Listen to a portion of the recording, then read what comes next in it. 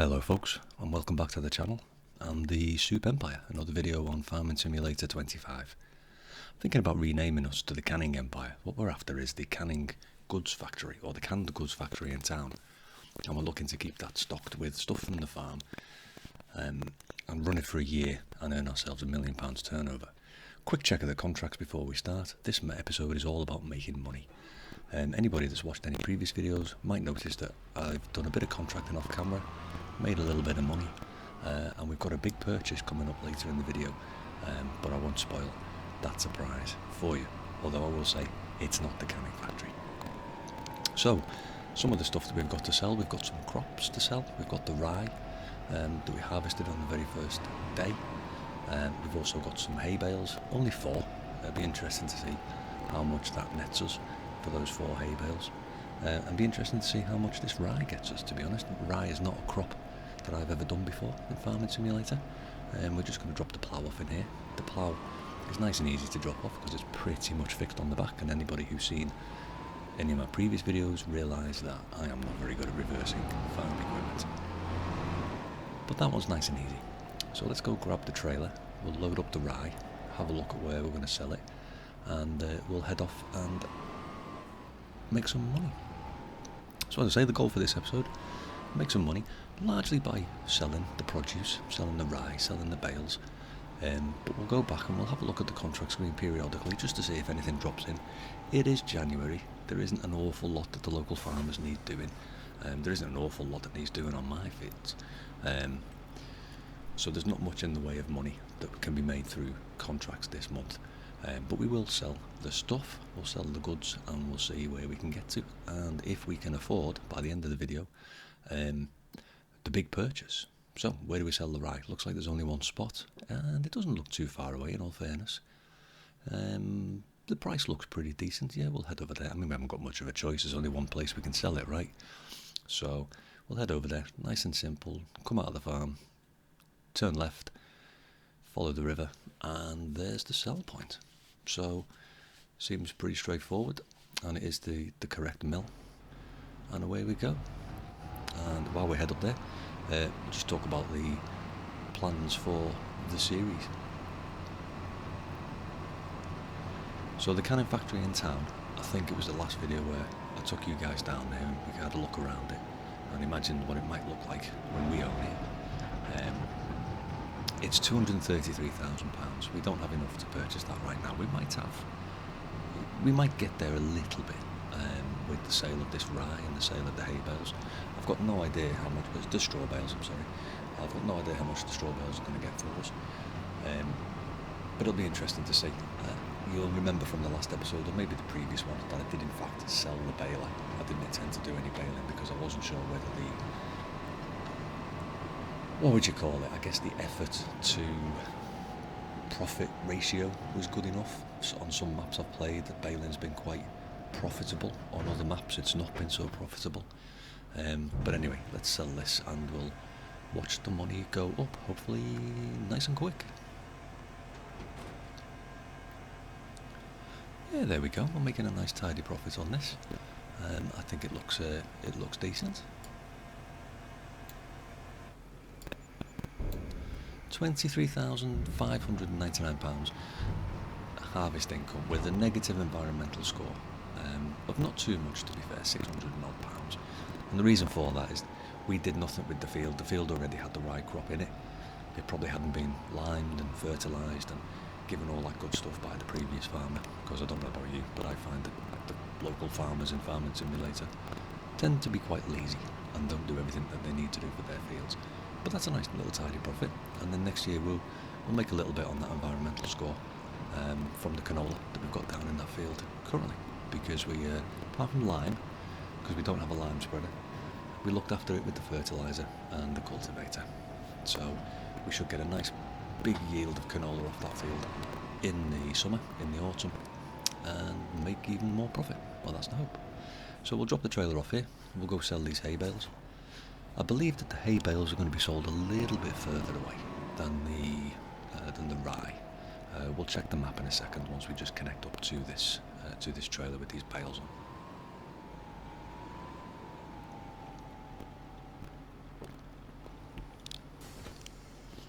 Nice and seamless. So we'll have a look. Oh, autosave. Quick sip of tea. If you know, you know. Okay, so where are we going? We are... straw... Where is it? Where is it? There it is. Best price, 1,405, down at the Compound Food Factory, I think that is. Okay. Let's tag the place and let's take a look, see where it is. Ah, it's in town. Excellent. So we know our way down there by now. If you watched the last episode, you'll realise that I finally fathomed my way around this map, or at least how to get from the town to the farm and from the farm to the town. Hello, doggy. So we'll head down there. A little bit of a drive, so we'll do this on a time lapse, and I will see you when we get down there.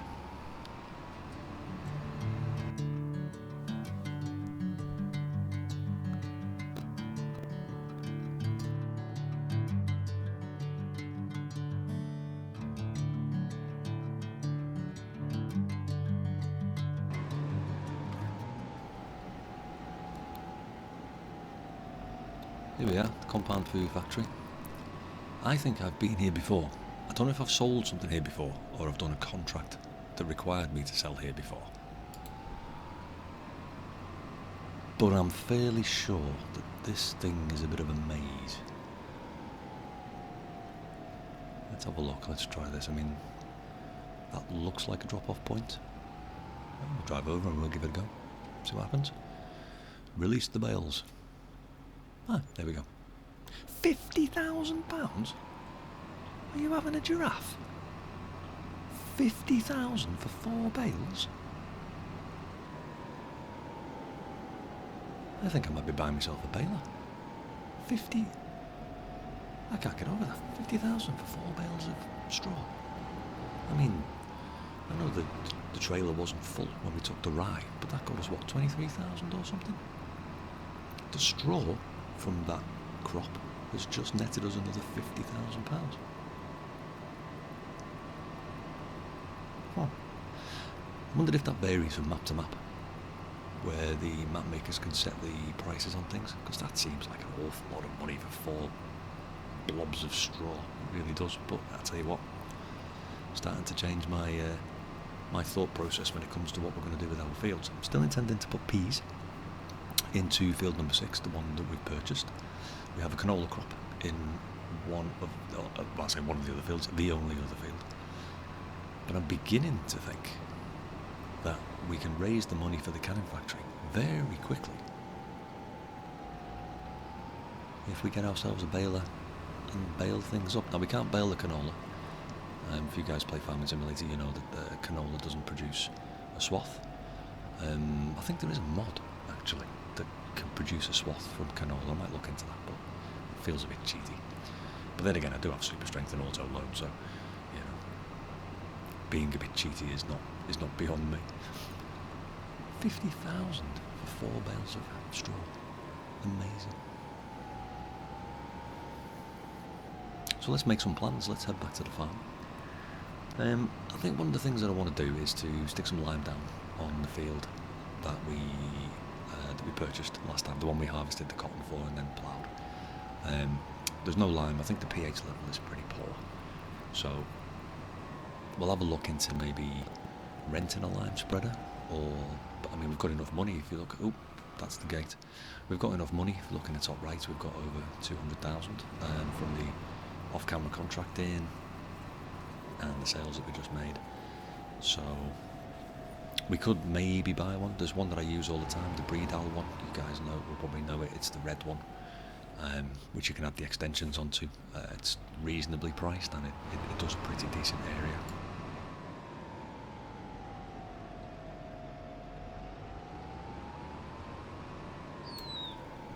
But we'll get into the shop in a second, and we'll have a little look at that and see. Let's just check the greenhouse, make sure that there's water in there. Remember, this is producing lettuce and selling it immediately, and tomatoes that we are stockpiling. Now, this is something I wanted to show you guys. I noticed this while I was off camera. This is the first map I've played where the tomatoes have popped out in these little tiny pallets. If you remember what we're doing here, we're stockpiling these so that when we do purchase the canning factory, we've got some stock that we can bundle into it straight away. So we're keeping these over here. But I've never seen these little tiny pallets before. Let me know if you guys have. They normally pop out in these big green pallets or these big red pallets, which you can't lift by hand. So I suppose this is quite useful actually. I don't have super strength turned on at this point. I'm just literally lifting up these little boxes full of tomatoes and moving them over here, getting them all piled up. It's going to take a minute. So yeah, that was interesting. Never seen these little teeny tiny blue pallets come out of the greenhouse before. They've always been the big ones. But I think that's an advantage. I can literally just pick them up. It takes a minute just to grab hold of them. I think it spawns 4 at a time, so we need to keep on top of that. There is 2 or 3 come out every night as well. So by the time we do get to purchasing the canning factory, we're going to have a huge pile of tomatoes. Nice cloud. And I think the flatbed trailer that we've got is going to be handy at that point for taking them down there. We're a long way off. We're a long way away from that. We're still trying to invent ways to make money on the channel. I don't want to do it all through contracts. I'd rather, although I have been doing a bit off camera, I would rather make the money from produce, from the farm produce. Be that crops, the lettuce that the greenhouse is making for us. But where we need to top up the reserves, I think, at least in these early stages where we need to get a little bit of land, hello doggy, I will be contracting a little bit off camera just to earn that cash, to get that land. Obviously you can't grow crops and sell produce without actually having any land. So that was interesting. The small pallets. Let's go tickle the dog. Why not? If you press R, give him a little tummy tickle. There you go, pal. Which reminds me, actually, I don't think I've fed him this month. Let's go check his bowl. Yeah, looks empty. There you go. And if you do have a dog around your farm and you fill the food bowl, watch what happens. Here, boy. Come on, ghost. Here we go. You fill the food bowl up and the dog comes running straight over, fills his face. Sometimes he does it while he's standing on the kennel, which is quite funny to watch. Anyway, contracts? No, still a cheap deadwood one. I did a few deadwood ones off camera. They were quite easy. And the wood transport, which is just a little bit of a pain. So this is our field, and as you can see, we have yet to purchase the soil information.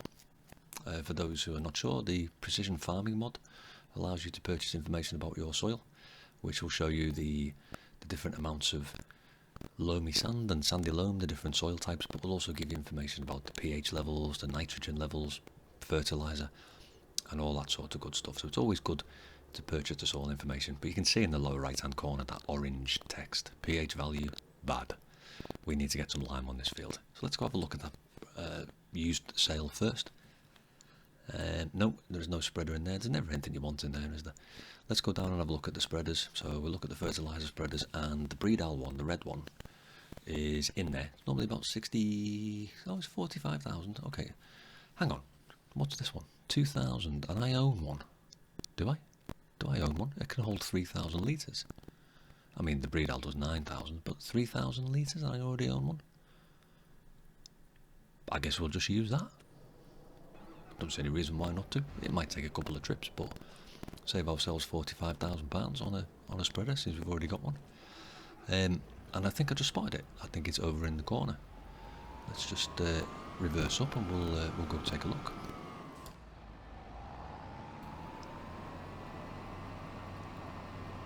Yeah, tree.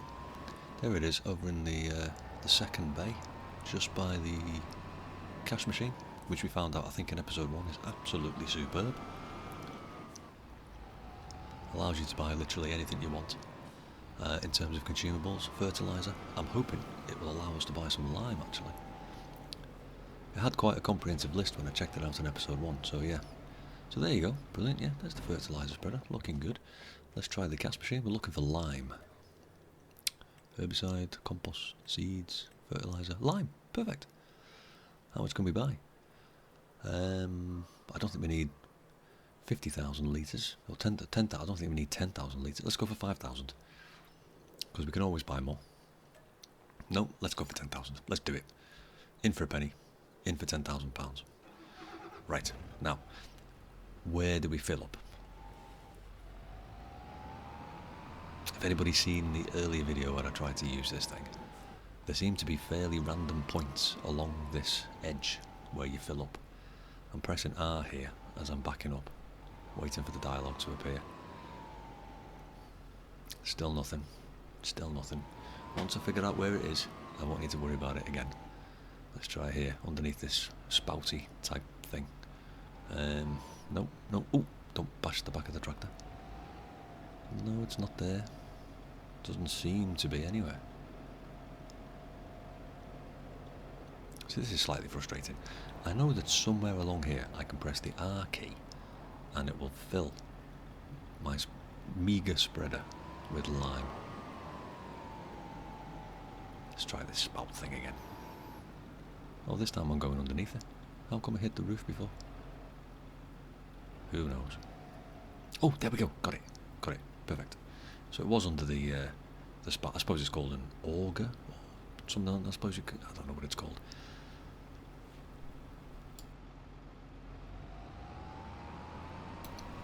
Right, we're all limed up.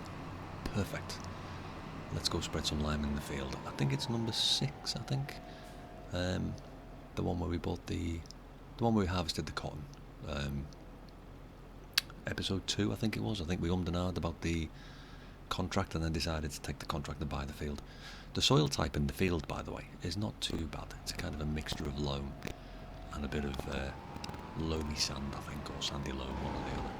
It's over 100% yield potential anyway, which is good. Remember, the more loam you've got in the field, the more yield you're going to get from it. So it's always a good idea when you're looking around your fields to find the ones that you want to set your sights on, or find the ones that have got the most loam content. Make sure that you get the best yield from your field. I do apologise for the ploughed field textures doing their weird thing there. I don't know if it does it on your PC, but mine always does. Alright, get the old steering assist on. Quick check down the menu. How do we turn these things on again? B, that's it. And hey, we're on. We're off and running. We're liming. As you can see in the bottom left hand corner, it's turning a lovely shade of green from a shade of yellow. So we'll put this on a little time lapse. We'll lime this field and I will get back to you very, very soon.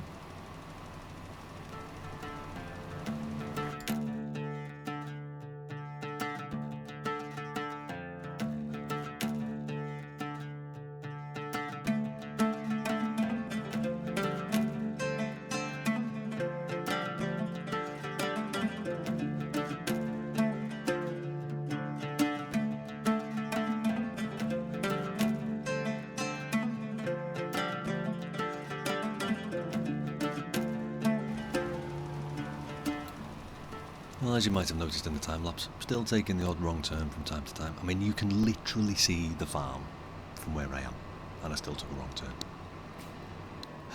Anyway, on to today's purchase. Spoiler alert, we're parked right next to it.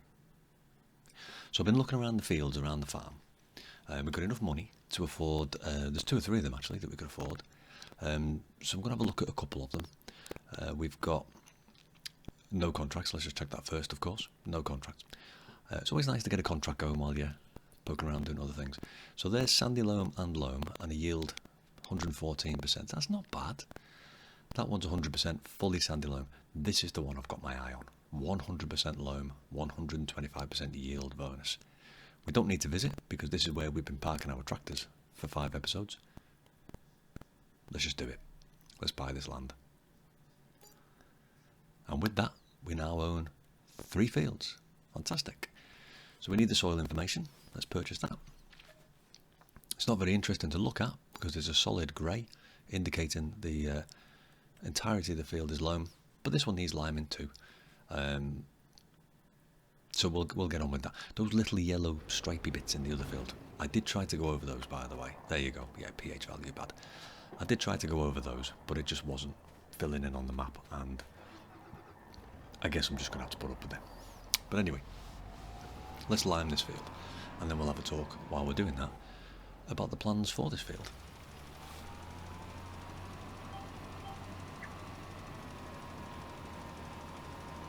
So given what happened earlier on, where we were selling bales for obscene amounts of money, I'm beginning to wonder whether we should switch up our strategy and use combinable crops, particularly baleable combinable crops, to fund our purchase of the canning factory sooner rather than later. And what I mean by that is the plan was always in field 5 I think it is, or 6, the one that, 6, no, it will be 5, the one next door, or could even be 8, the one next door, we were going to put peas in there and just jump straight into that type of vegetable harvest to keep the veggies coming for the canning factory pretty much straight away. I'm actually thinking of moving away from that, and I'm thinking of using my 3 fields this year to fund, with a combinable baleable crop, the purchase of the canning factory. I think that if we put something like wheat or oats or barley, or something that we can harvest, sell and bale as well, even though the baling is somewhat of a little bit of a pain. I mentioned in episode 1 that I quite enjoy baling, but the profit on the bales is generally for me not really worth the effort. Well, on this map, at £50,000 for 4 bales, it really is worth the effort. Let's just head back and get some more lime. So I'm thinking of switching it up. When I had a look at the calendar earlier on, there is a few crops, combinable crops, that we can actually put in March, in a couple of months' time. Particularly oats, we can put those into the fields. If we treat the fields correctly, we can get some fantastic yields, because the 2 new fields that we bought are amazing in terms of their soil quality, and we could get some fantastic yields off those. So I'm seriously tempted, actually. We do need a little bit more lime. Let's just go buy some more. I'm seriously tempted, actually, to switch things up and not get into the vegetables straight away. Do 1 more year of combinable crops, and then use the profits from those fields to fund the canning factory, because I think we might get there. We'll have a think about it. In the meantime, let's go lime.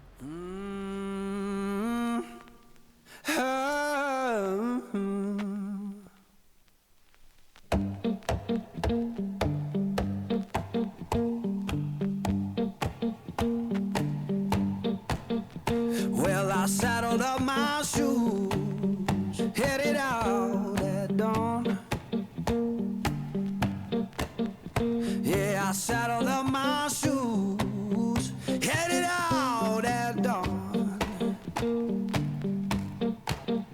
Ain't no place gonna hold me when the road keep rolling on.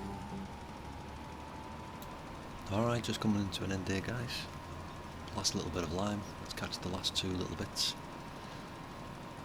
I don't know about you, but I'm not a huge fan of the texture when you lime a field. I may imagine that's what it looks like in real life. I don't know. I've never seen anybody lime a field in real life. But I like the sight of a beautifully cultivated field.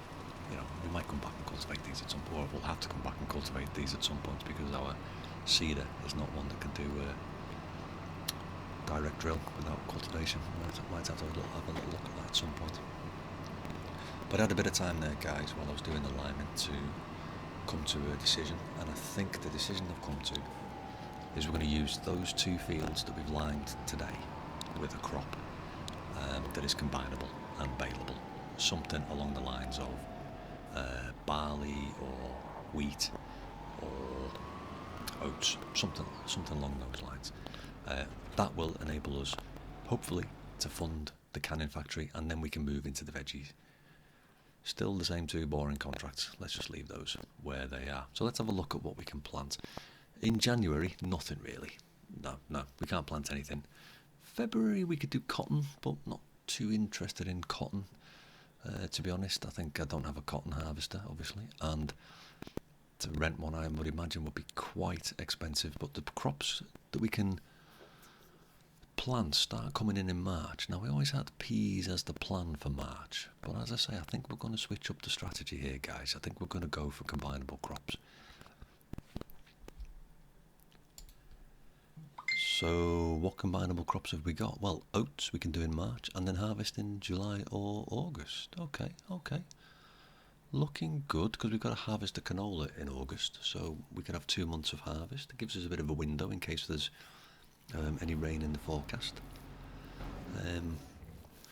So yeah, I think on that note, with the switching strategy, I think we'll call it there, guys. I want to thank you so much for watching. If you did enjoy the video, please drop a like, maybe a sub. That would be really, really nice. And I will see you guys in the next one. But for now, take care and bye bye.